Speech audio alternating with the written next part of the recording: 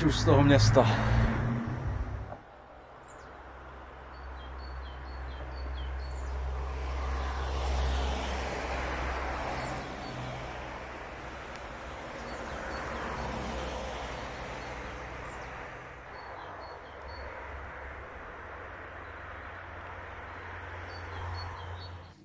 Ahoj přátelé, volá Amigos.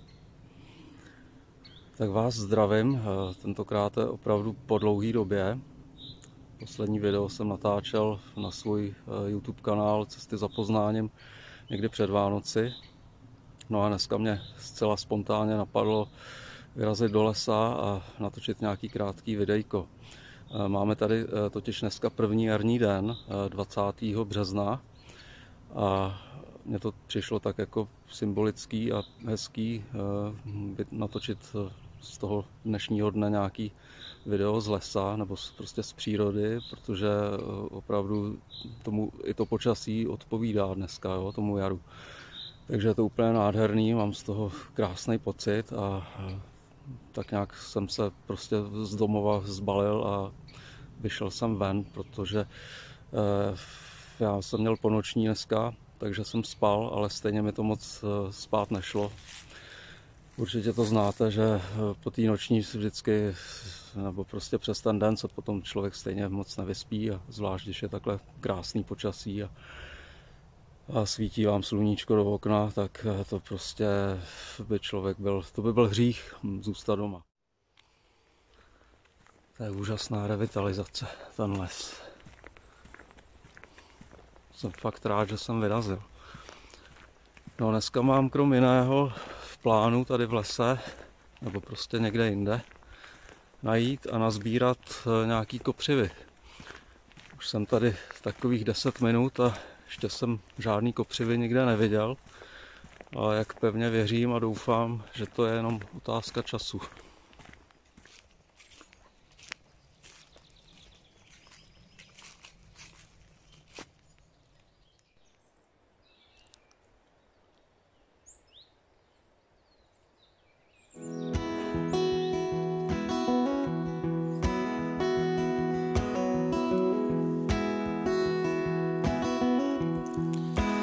Om Shri Ramana Om Shri Satguru Holy Arunachala. Tak přátelé, asi po 2 hodinách jsem našel kopřivy, ale jsou ještě moc malinký. Už by se dali sbírat, ale není jich tady vůbec moc. Spíše to vzácnost je zahlídnout. A jsou fakt ještě úplně některý miniaturní. To lze takhle zahlídnout tady u cesty. Ale jako, že by člověk nazbíral nějakou tašku z toho, to asi tady z toho těžko. Ale jsou krásný. Už vylejzaj, no.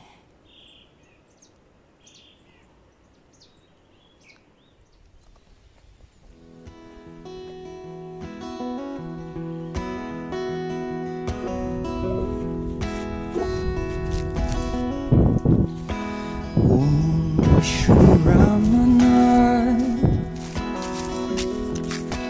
Om Shri Satguru Holy Arunachala.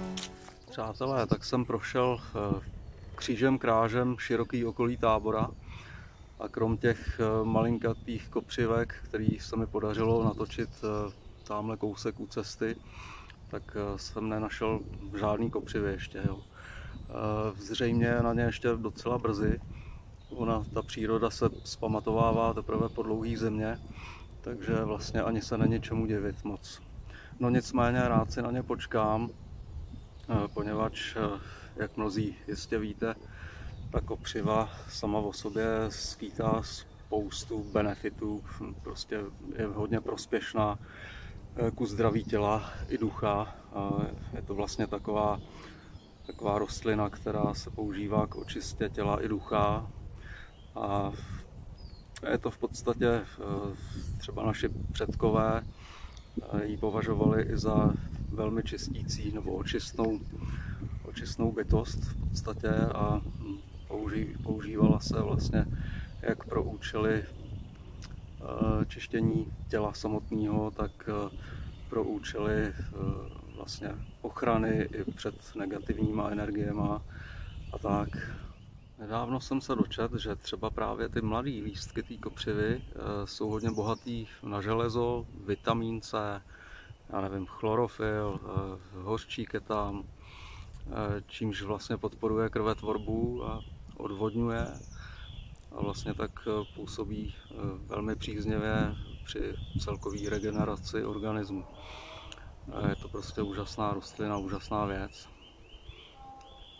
No vlastně když třeba si uděláte kopřivový čaj, což už je tak nějak obecně známý, si myslím celkem, tak ten pomáhá pročišťovat krev, podporuje činnost jater, ledvin, je to celkově takový jako antioxidant,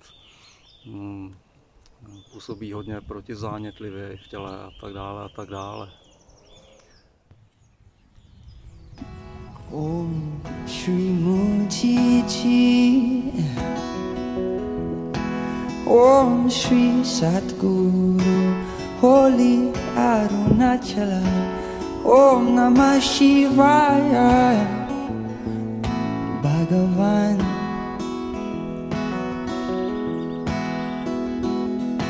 Om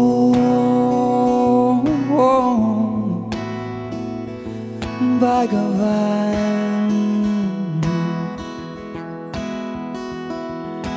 Om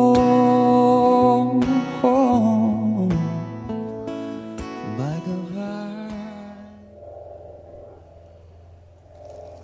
Přátelé, tak to by bylo asi z téhletý mojí výpravy, nejen za kopřivama, všechno.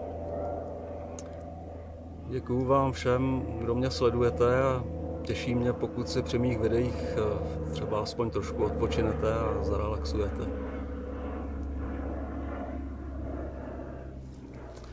Jo, po zimě se všechno probouzí, obnovuje, tak můžeme i my. Dopřejme si spojení s přírodou, ať už prostřednictvím kopřiv, nebo stromů, kamenů, nebo prostě všeho, co je nám tu k dispozici, jako obrovský dár. Važme si toho a přírodu chraňme. Starejme se o ní, tak jako se stará ona o nás. Vracíme se ke světlu.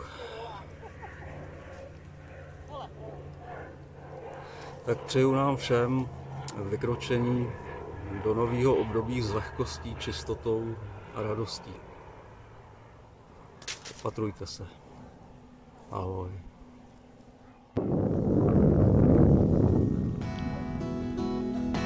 Om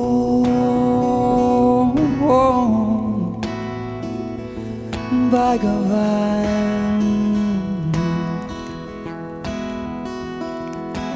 Om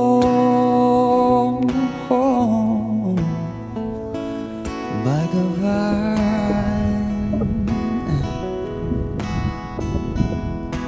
Om